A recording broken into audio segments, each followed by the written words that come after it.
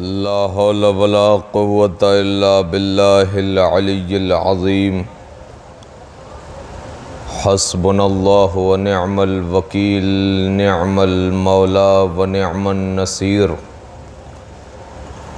اعوذ باللہ من الشیطان الرجیم بسم اللہ الرحمن الرحیم الحمد للہ رب العالمین الصلاۃ والسلام والتحیۃ والاکرام علی النبی المکی المدنی القرشی الہاشمی الابتہی مولانا و مولا الثقلین جد الحسنین ابی القاسم محمد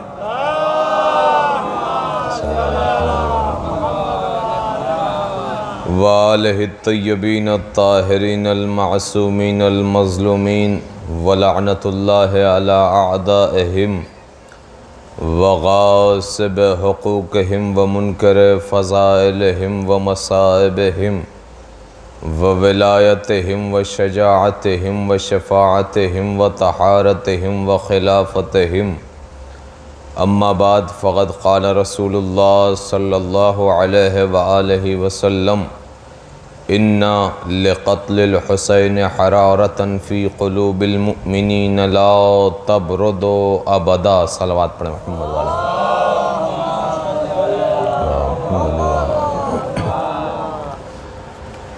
عزیزان محترم، بزرگان ملت، برادران ایمانی، حاضرین گرامی قدر، عزاداران مظلوم کربلا، ہم خاک پائے زینب دلگیر چند لمحوں کے لیے آپ کے روبرو ہیں۔ ہمارے اور آپ کے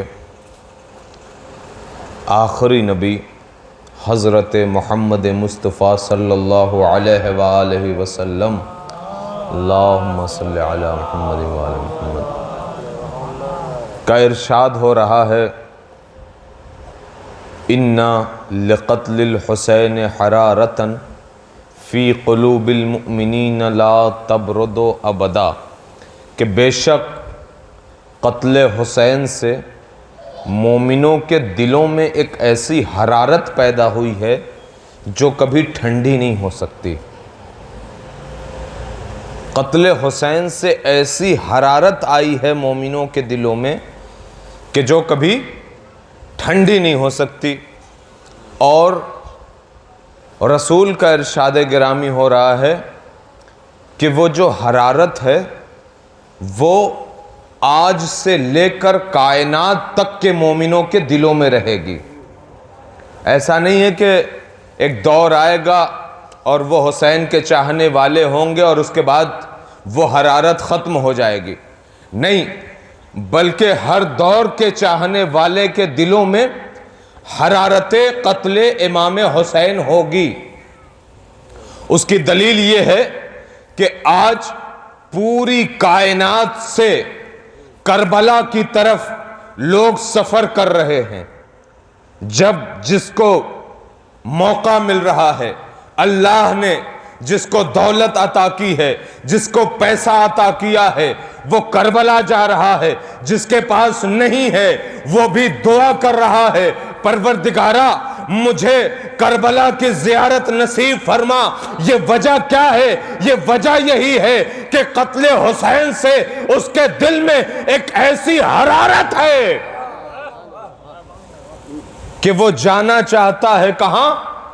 کربلا جانا چاہتا ہے، امام حسین کے پاس جانا چاہتا ہے۔ لہذا عزیزان محترم، آج دیکھیے کربلا کا ماحول کیا ہے۔ کربلا میں ایک دور تھا کہ جب لوگ زیارت بھی نہیں پڑھ سکتے تھے۔ امام حسین جس کی ہم مجلس میں بیٹھے ہیں، امام حسین کی مجلس میں اہل بیت کے غم میں بیٹھتے ہیں، وہاں پہنچ کر یہاں تو ہم روضوں پر جا کر گریہ اور نوحہ کرتے ہیں، لیکن اس قبر امام حسین پر لوگ دنیا سے پہنچ جاتے تھے، لیکن ایسی سختی تھی کہ وہاں پر گریہ نہیں کر سکتے تھے، وہاں پر زیارت نہیں پڑھ سکتے تھے، وہاں پر ماتم نہیں کر سکتے تھے، اگر کیا بھی تو فوراً کوڑے مارے جاتے تھے، انہیں سلاخوں کے پیچھے ڈال دیا جاتا تھا۔ لیکن شکر ہے خدا کا کہ وہ دور گیا جو دشمنوں کا دور تھا، آج ہم علی والوں کا دور ہے۔ آج کربلا اور نجف میں لوگ پہنچ کر کروڑوں لبیک یا حسین کی آواز بلند کر رہے ہیں۔ یہ بھی ہمارے لیے ایک بہت شرف کی بات ہے کہ ہمارے لیے ایسا وقت میسر ہوا ہے۔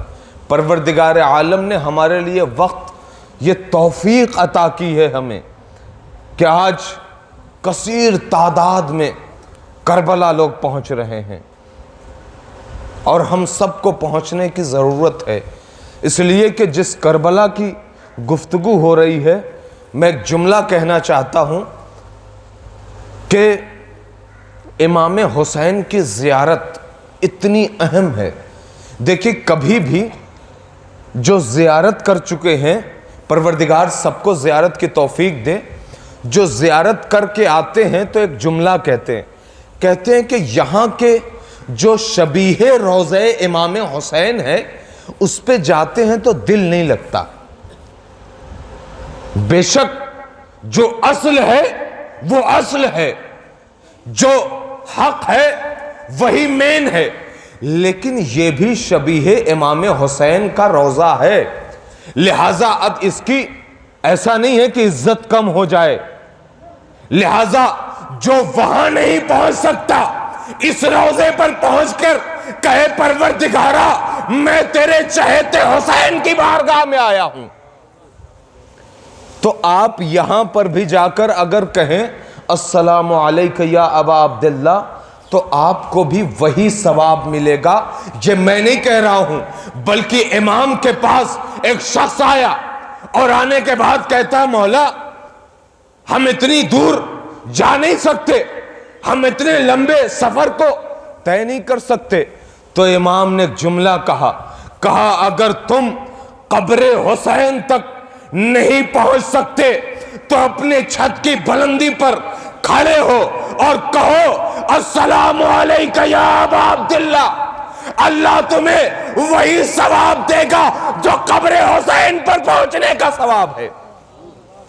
لہذا عزیزان محترم، ہم ان تابوت، علم اور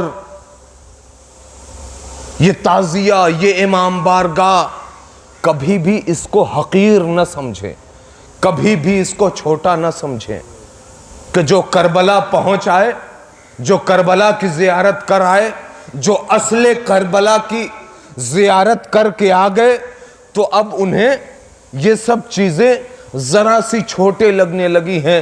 بھئی وہاں کا محرم تو بڑا شاندار ہوتا ہے، وہاں کا محرم تو بڑا عالی شان ہوتا ہے، وہاں تو محرم بڑے عجیب انداز سے منایا جاتا ہے۔ نہیں، اللہ نے اپنے حبیب کے ذریعے تمام پیغامات پہنچوا دیے، لہذا ہمارا امام کیا چاہتا ہے یہ دیکھیے، جملہ آپ کے حوالے کر رہا ہوں۔ ہمارا امام کہہ رہا ہے کہ ہماری شریعت کو، ہماری امامت کو، ہمارے قرآن کو، ہمارے پیغام کو، ہماری تمام باتوں کو پہنچانے کے لیے پوری کائنات میں شیعان حیدر کرار ہونے چاہیے۔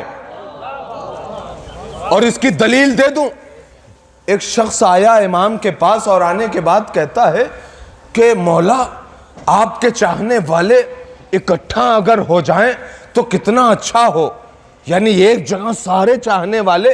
کبھی کبھی ہم لوگ بھی یہ باتیں کرتے ہیں کہ تمام علی کے چاہنے والے ایک جگہ جمع ہو جاتے، نہیں، مولا نے کہا ہماری خواہش یہ ہے کہ چاہے دنیا کا کوئی بھی خطہ ہو، ہر خطے میں علی کا چاہنے والا ہونا چاہیے،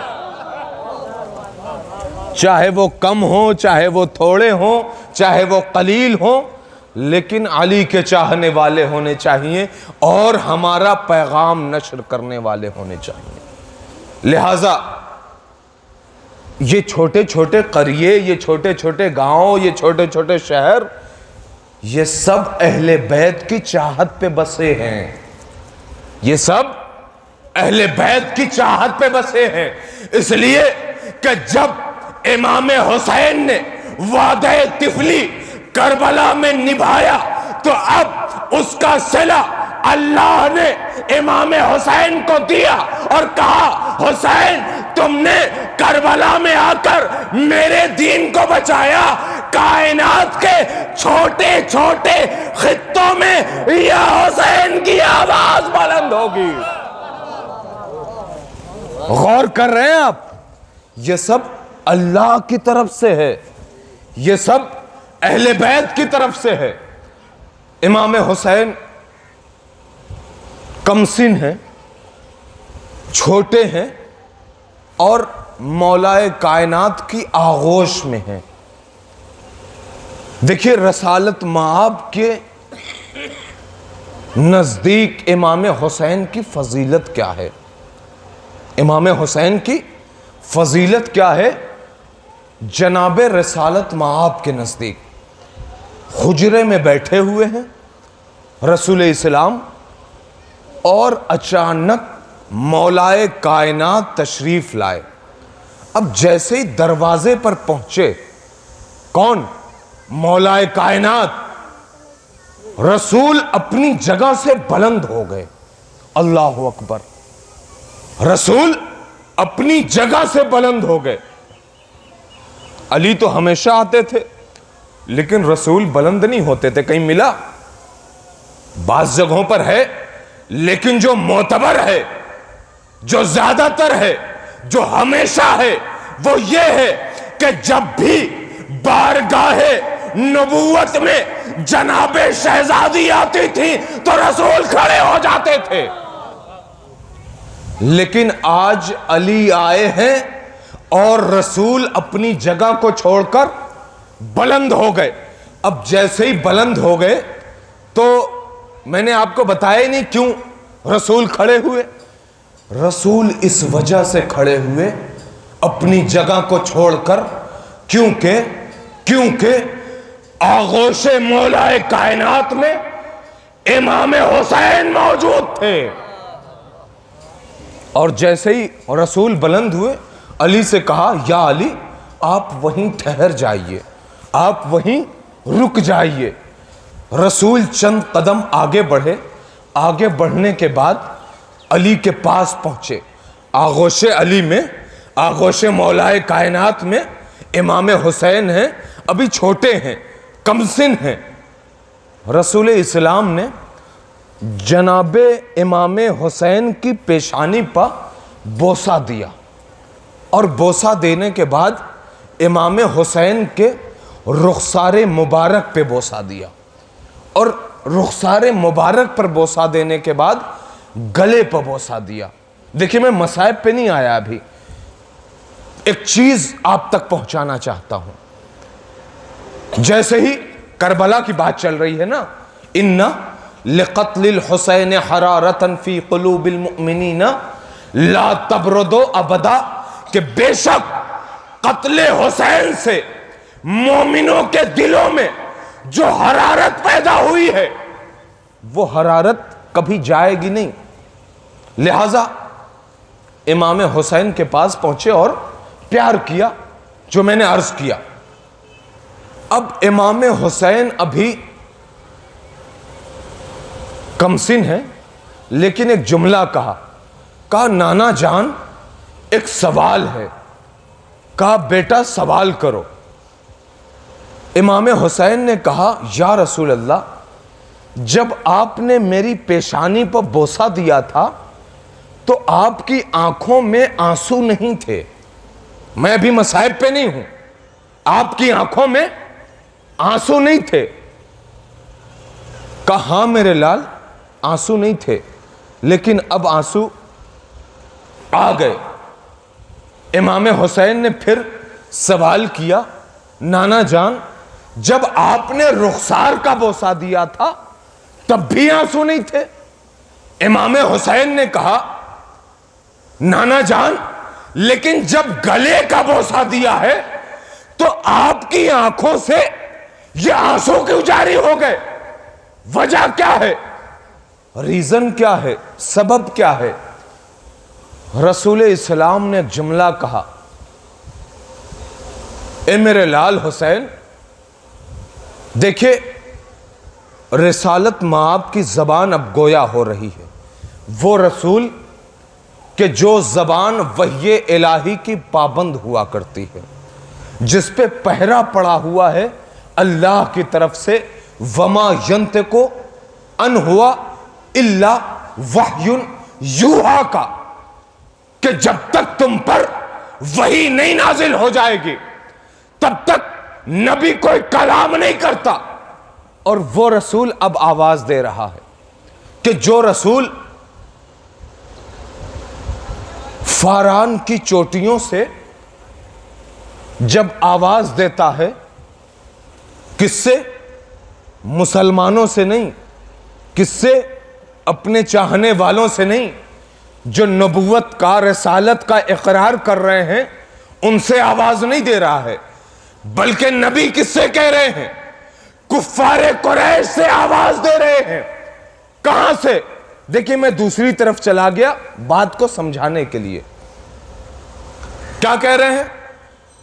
کوہ ابو قبیس پر پہنچنے کے بعد کفار قریش سے کہا اگر میں کہوں کہ میرے پیچھے ایک لشکر آ رہا ہے تو تم ماننے کے لیے تیار ہو؟ تم ماننے کے لیے تیار ہو؟ تو وہ جو رسول کو رسول نہیں مانتے تھے، نبی کو نبی نہیں مانتے تھے، اللہ کی طرف سے بھیجا ہوا پیغمبر تسلیم نہیں کرتے تھے، ان افراد نے کہا کہ اے عبداللہ کے بیٹے، تم نے اتنی سچائی دکھائی ہے، تمہاری زبان پر اتنی صداقت ہے، تم اتنے امین اور امانت دار ہو کہ تم اگر کہو کہ پیچھے سے ایک لشکر آ رہا ہے، اگر لشکر نظر نہ آئے تو ہم اپنے آنکھوں کی خطا مانیں گے، لیکن تمہاری زبان سچ ہے۔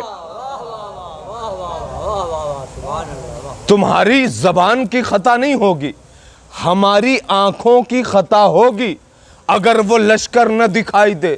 لہٰذا عزیزان محترم، ان تمام کے تمام کفار قریش نے کیا کہا تھا؟ آپ امانت دار ہیں، آپ امین ہیں۔ ایک صلوات پڑھیں محمد والے محمد پر۔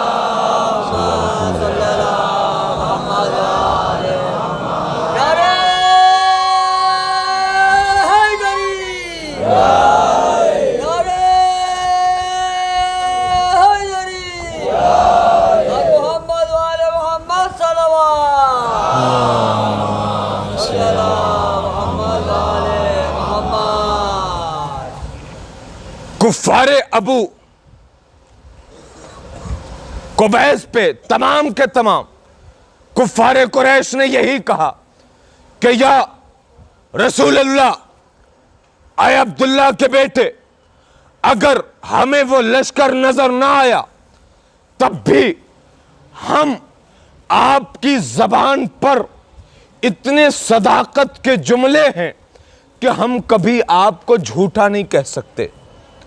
بس دو جملے یاد رکھیے کہ کفار قریش نے دو تمغے دیے رسول کو، دو تحفے دیے رسول کو، ایک صداقت کا اور ایک امانت داری کا۔ صداقت کسے کہتے ہیں؟ صداقت سچائی کو کہتے ہیں، جو کبھی جھوٹ نہ بولتا ہو۔ امانت داری کسے کہتے ہیں؟ کہ اگر کوئی سامان آپ کے پاس کوئی رکھوائے اور اس کی امانت داری آپ کریں، آپ کبھی اس کی امانت میں خیانت نہ کریں۔ ایک صلوات پڑھیں محمد والے محمد پر۔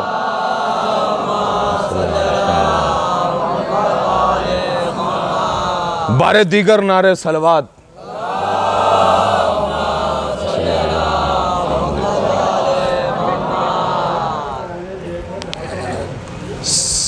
صلوات پڑھیں محمد وآل محمد پر.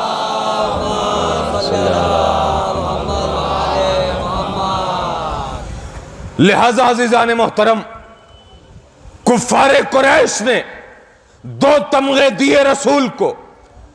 میں اللہ کی طرف سے اور اہل بیت کی طرف سے، قرآن کی طرف سے جو رسول کے بارے میں فضیلتیں آئیں، ان فضیلتوں کو نہیں گنا رہا ہوں، بلکہ وہ فضیلت کہ جو نہ ماننے والے فضیلت گنا رہے ہیں. اما جملہ سن لیجئے کہ کمال انسان وہی کہلاتا ہے کہ جو اپنے نہیں غیر تعریف کریں. لہذا کفار نے تعریف کر دی. کیا کہا؟ آپ امین ہیں اور آپ سچے ہیں، لہذا آپ سے ایک گزارش ہے کہ اگر کوئی امانت رکھوائے تو کبھی خیانت نہ کرنا اور کبھی جھوٹ نہ بولنا. اب میں اپنے مرحلے پر آ رہا ہوں، اپنی گفتگو کر رہا ہوں. کیا کہا؟ امین ہیں اور صادق ہیں. امین ہیں، صادق ہیں. یہ دو جملے یاد رکھیے گا. امانت داری اور صداقت، سچائی اور امانت داری، یہ دو جملے یاد رکھیے گا. جملے پر لطف آئے گا سننے میں.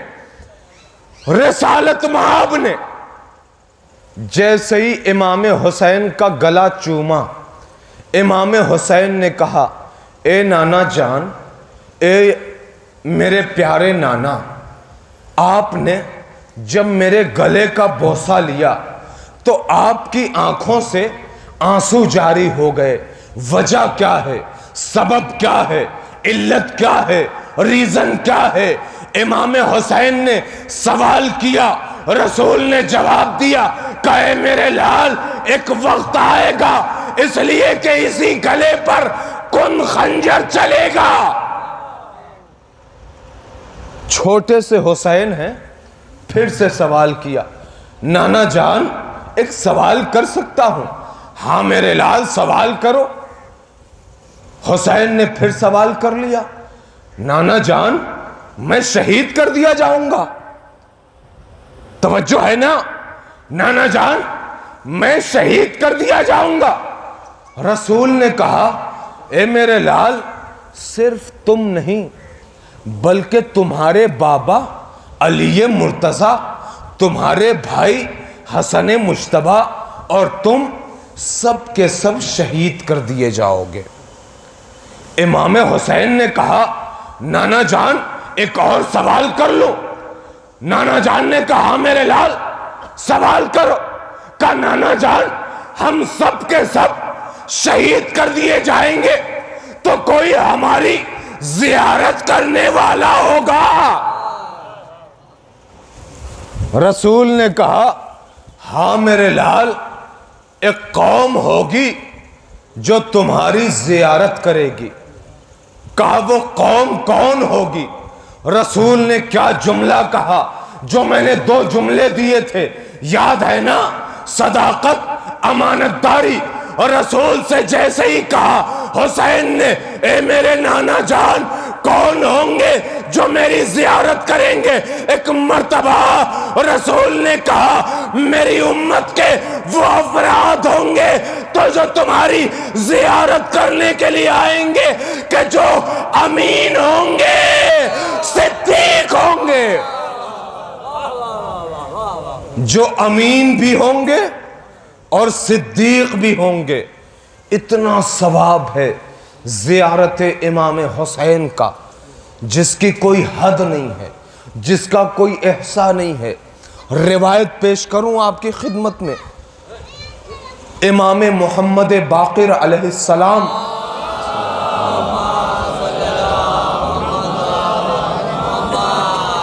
کا ارشاد گرامی ہو رہا ہے کہ قیامت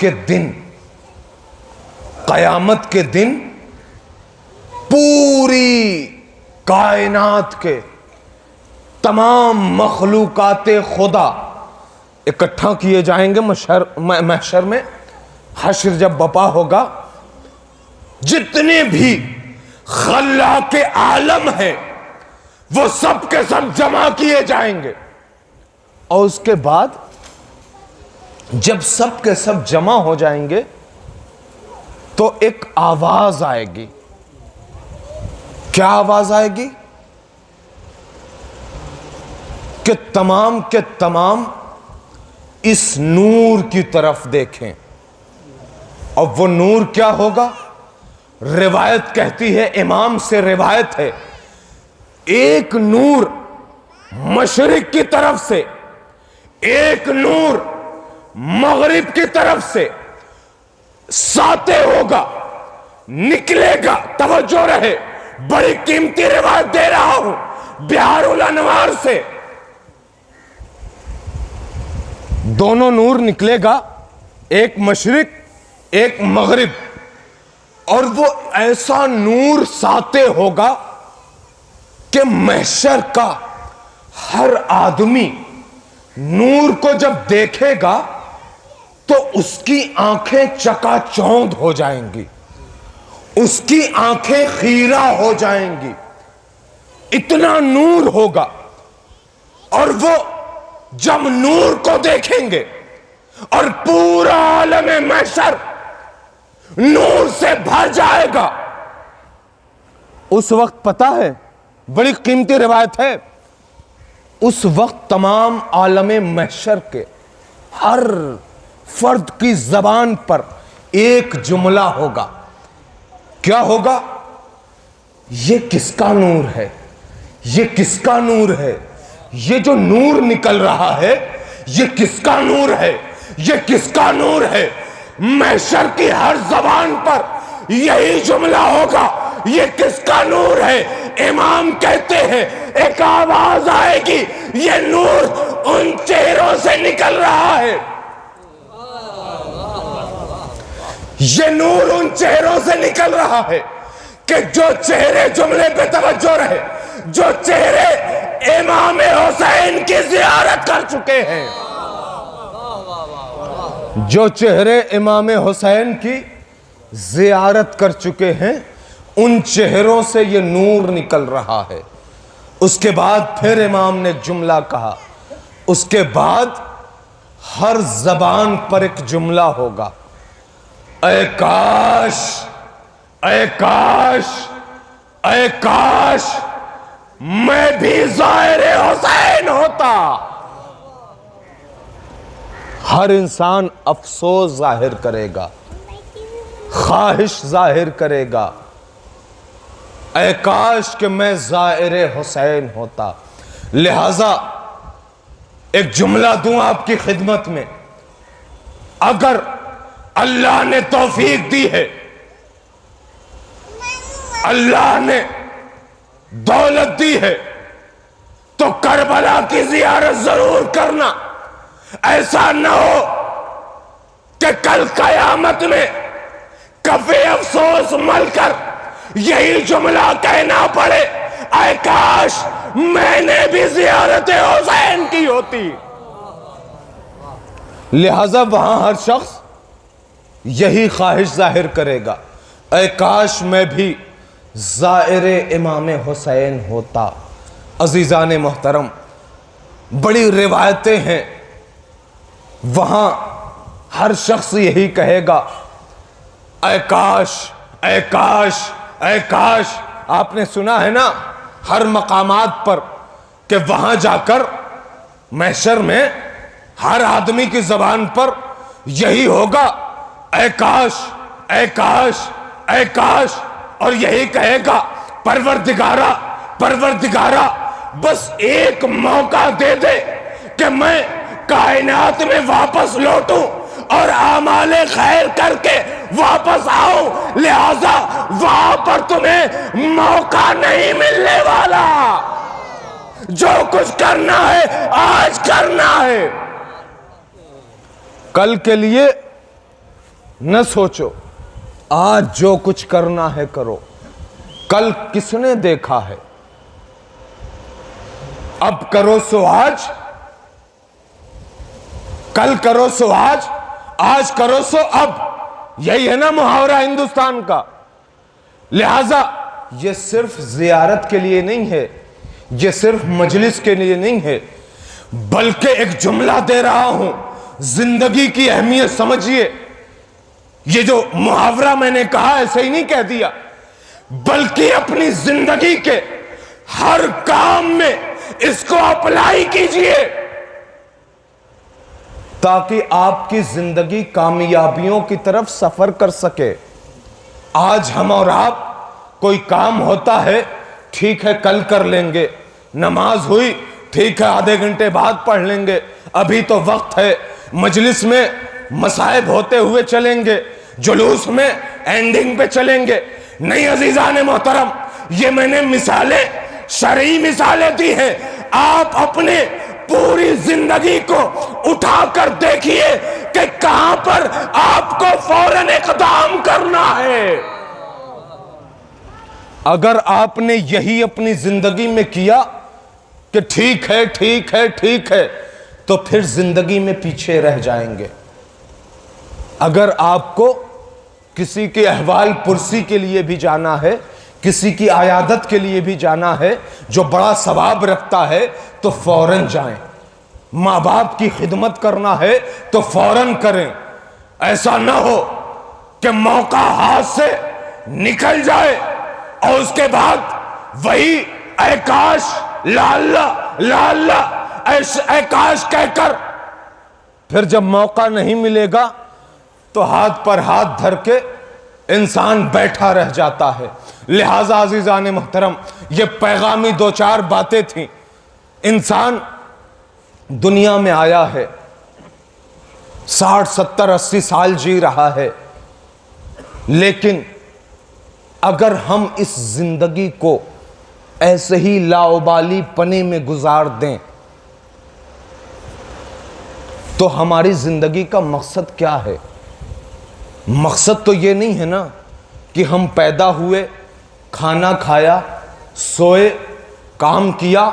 دیکھیے آپ کا کام کرنا بھی عبادت ہوتا ہے، آپ چاہے جو کچھ بھی کام کریں۔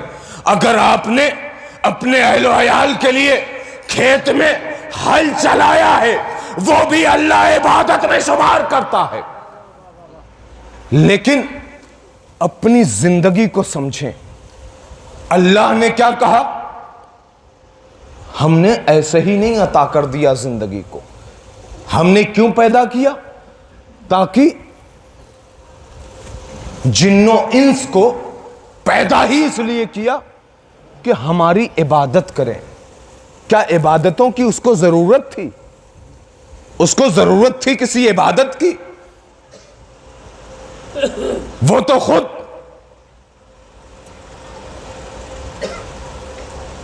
فرشتوں کو جو پیدا کیا ہے، کوئی رکوع میں ہے، کوئی سجدے میں ہے، کوئی قیام میں ہے، وہی سجدے اور رکوع اور قیام وہی عبادتوں کے لیے کافی تھے۔ لیکن اس نے کہا قرآن میں کہ ہم نے اگر انسانوں کو، جنوں کو پیدا کیا اللہ یہ کہ عبادت کریں، تو اب اس کو ضرورت نہیں تھی آپ کی عبادتوں کی، لیکن آپ کو ضرورت ہے کہ عبادت کر کے اس کے قریب ہو جاؤ۔ ہمیں ضرورت ہے عبادت کی کہ ہم عبادت کر کے اہل بیت کے قوانین اصول کو سمجھ کر اپنی زندگی کو چار چاند لگائیں، اپنی زندگی کو کامیابی کی طرف بڑھائیں۔ لہٰذا عزیزان محترم، ہم آج محرم کے لیے، عزاداری کے لیے کتنا کوشاں ہوتے ہیں۔ ہم نے حدیث پڑھی تھی، اِنَّ لِقَتْلِ الْحُسَيْنِ حَرَارَةً فِي قُلُوبِ الْمُؤْمِنِينَ لَا تَبْرُدُ أَبَدًا، بے شک قتل حسین سے مومنوں کے دلوں میں ایک حرارت پیدا ہوئی ہے جو کبھی ٹھنڈی نہیں ہو سکتی۔ ایک جملہ سن لیجئے، مصائب آپ کے سامنے۔ کبھی بھی جو قتل حسین سے مومنوں کے دلوں میں حرارت پیدا ہوئی ہے وہ ٹھنڈی نہیں ہو سکتی، اور اس کی سب سے بڑی دلیل یہ ہے کہ آپ اپنے گھروں کو چھوڑ کر مجلس حسین میں آ گئے۔ یہی حرارت ہے، یہی حرارت ہے۔ آپ کو کس نے زبردستی یہاں بلایا تھا؟ کسی نے زبردستی کی تھی کہ یہیں پر آؤ، آ کر بیٹھو، مجلس سنو؟ نہیں، یہ زبردستی نہیں کی ہے، بلکہ فرش عزا بچھا دی گئی۔ اب آواز آ گئی کہ حسین کا ذکر ہونے والا ہے، لہذا جس کے بھی دل میں محبت اہل بیت ہے اور حسین کی شہادت سے جو ایک آگ بھڑک رہی ہے، وہ خود بخود قدموں کو کھینچ لاتی ہے۔ آج محرم کی 6 تاریخ ہو گئی، ہم اور آپ مسلسل مجالس عزا کر رہے ہیں، تھک رہے ہیں، دوڑ رہے ہیں، خود کو گرمی میں پریشان کر رہے ہیں۔ کس کے لیے؟ امام حسین کے لیے، امام حسین کے لیے، امام حسین کی عزاداری، امام حسین کی زیارت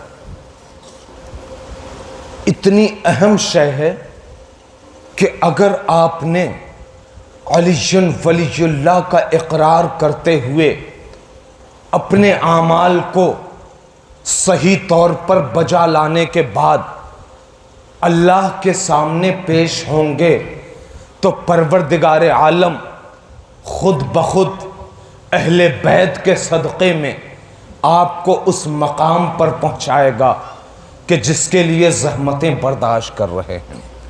لہٰذا عزیزان محترم، ہم اور آپ جمع ہوئے ہیں امام حسین کا غم منانے کے لیے۔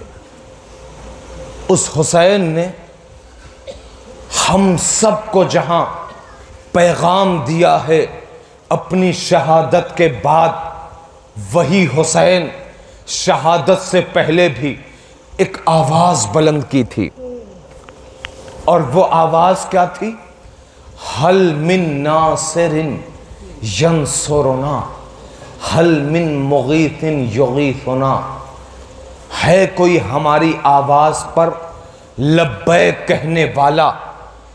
کل حسین نے سامنے والے جتنے بھی دشمن تھے سب کو یہ پیغام دیا تھا، ابھی بھی وقت ہے، ابھی بھی اگر آنا چاہتے ہو آ جاؤ۔ لیکن یہ کربلا کے لیے پیغام صرف نہیں تھا، بلکہ یہ پیغام آنے والی دنیا کے لیے تھا۔ حل من ناصر ینصرنا، جو بھی آتی دنیا تک اگر ہماری مدد کرنا چاہے تو آئے کائنات کی فرش عزا پر اور ہمارے ذکر کو عام کرے۔ لہذا عزیزان محترم، اس وقت امام حسین نے کہا تو کون آیا؟ نہیں، سارے دل سیاہ ہو چکے تھے۔ ایک ہی 6 ماہ کا بچہ، 6 ماہ کا بچہ، روایت کہتی ہے کہ جھولے سے گرا لیا خود کو، اور جیسے ہی جناب علی اصغر جھولے سے گرے ہیں خیمے میں کوہرام برپا ہو گیا۔ آج 6 محرم ہے، گریہ کرنے کے لیے آمادہ ہوں گے۔ امام حسین مقتل سے خیمے میں پہنچے، اور پہنچنے کے بعد امام حسین نے جناب زینب سے کہا، بہن زینب، حسین ابھی زندہ ہے، یہ خیمے میں کوہرام کیوں برپا ہے؟ خیمے میں کوہرام کیوں ہے؟ امام حسین کا کہنا تھا کہ بہن زینب نے کہا، اے بھیا، آپ کی آواز استغاثہ میں اتنا درد تھا کہ اصغر نے اپنے کو جھولے سے گرا لیا۔ اب جیسے ہی حسین نے علی اصغر کو اٹھایا، مقتل میں پہنچنے کے بعد کہے فوج اشقیا میرے ہاتھ میں 6 ماہ کا بچہ ہے، اگر تم چاہو تو آ کر پانی پلا دو، اور اگر نہیں تو میں اسے تپتی زمین پر لٹا دیتا ہوں اور تم آ کر اسے پانی پلا جاؤ، اس لیے کہ اس کی ماں کا دودھ خشک ہو چکا ہے۔ کئی دنوں سے جناب علی اصغر پیاسے ہیں، 2 گھونٹ پانی کا سوال ہے۔ امام حسین کیا صرف 2 گھونٹ پانی کے لیے سوال کر رہے تھے؟ نہیں عزاداروں، امام حسین جس کے لیے کائنات بنی ہو وہ 2 گھونٹ پانی دشمنوں سے مانگے گا؟ نہیں عزاداروں، دشمنوں سے وہ 2 گھونٹ پانی نہیں مانگ رہے تھے، بلکہ حجت تمام کر رہے تھے کہ تمہارا دل کیسا ہے کہ 6 ماہ کا بچہ ہے، پیاسا ہے۔ یہ بھی بتا دیا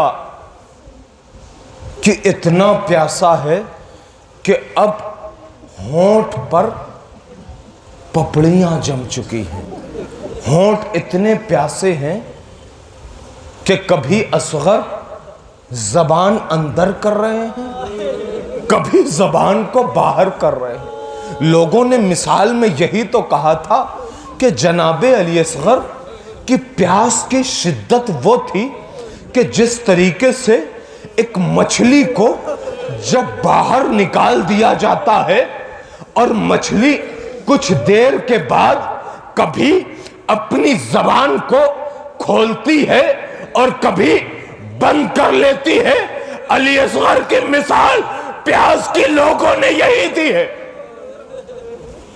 جزاک اللہ عزاداروں، جناب علی اصغر کو امام حسین نے ہاتھوں پر لے کر حجت کو تمام کر دیا، اور جب حجت کو تمام کر دیا تو حسین نے ایک جملہ کہا، کہے میرے لال تم بھی حجت خدا کے فرزند ہو، تم بھی ان ظالموں پر اپنی حجت کو تمام کر دو۔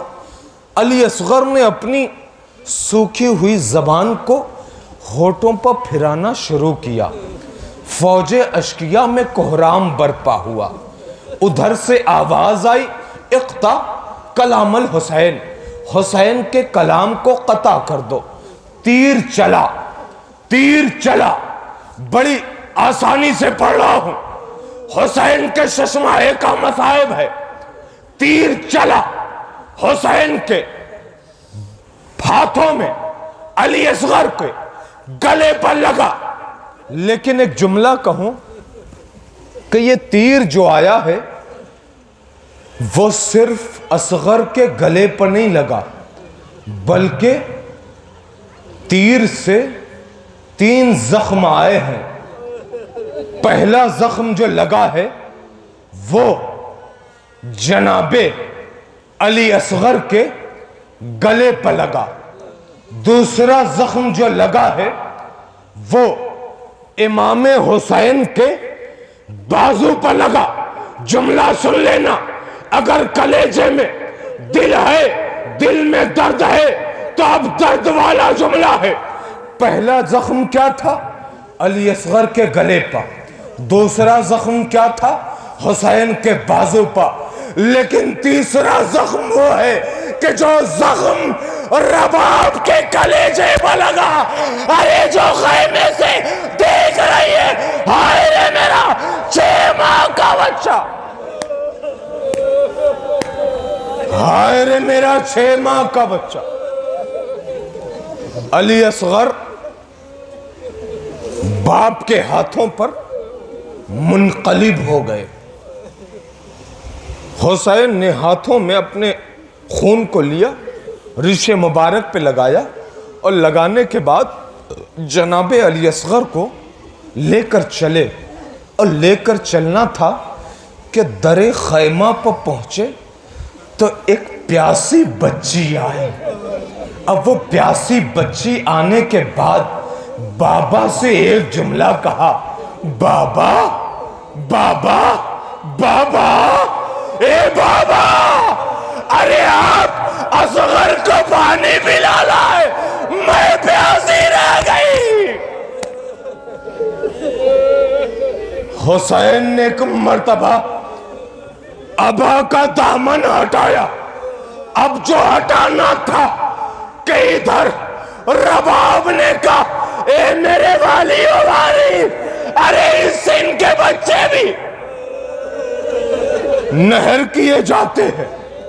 آوازیں بلند ہیں عزادارو، اللہ رحمت نازل کرے ان آوازوں پر۔ ایک روایت پڑھوں گا، زحمت تمام، لیکن جو روایت ہے وہ روایت واقعاً ہم جیسے انسانوں کے لیے جو دل رکھتے ہیں ان کے رونے کے لیے کافی ہے۔ میں نے بڑا گریہ کیا جب اس روایت کو پڑھا۔ اللہ ہمارے گریوں کو اپنی بارگاہ میں قبول کر لے۔ روایت سنا کے جا رہا ہوں، موقع ملا تو پھر سناؤں گا۔ امام حسین نے جناب علی اصغر کو لیا، لینے کے بعد پشت خیمہ پہنچے اور خیمے کے پیچھے ایک چھوٹی سی قبر کھودی۔ چھوٹی سی قبر کھودنے کے بعد امام حسین، بس مصائب تمام ہے یہاں سے، امام حسین نے قبر کھودنے کے بعد، ہم بھی جب ہمارے ہاں کوئی انتقال ہو جاتا ہے تو قبروں پر پانی کا چھڑکاؤ کیا جاتا ہے، پانی کا چھڑکاؤ کرتے ہیں نا، اس کو تر کیا جاتا ہے۔ لیکن کربلا میں پانی نہیں تھا، امام حسین نے قبر اصغر بنا کر اور جب دفن کر لیا، ارے بیٹھ کر اتنا روئے، روایت کہتی ہے قبر علی اصغر بھیگ گئی، قبر علی اصغر بھیگ گئی۔ نہیں، گریہ کرنے کا مقام تھا، لیکن جو سنانا ہے، جو روایت ہم نے کہا ہے پڑھنے کے لیے، وہ سنو۔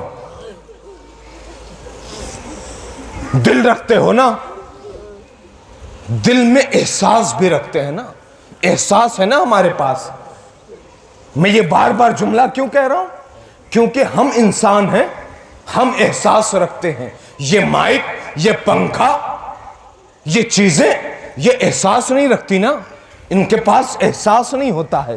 احساس اسی کے پاس ہوتا ہے جس کے پاس دل ہوتا ہے۔ امام حسین نے جب گریہ کر کے اپنی آنکھوں سے چھڑکاؤ کر لیا قبر علی اصغر پر، تو علم امامت سے غور کیا تو دیکھا برابر میں رکھی ہوئی تلوار گریہ کر رہی ہے، تلوار گریہ کر رہی ہے۔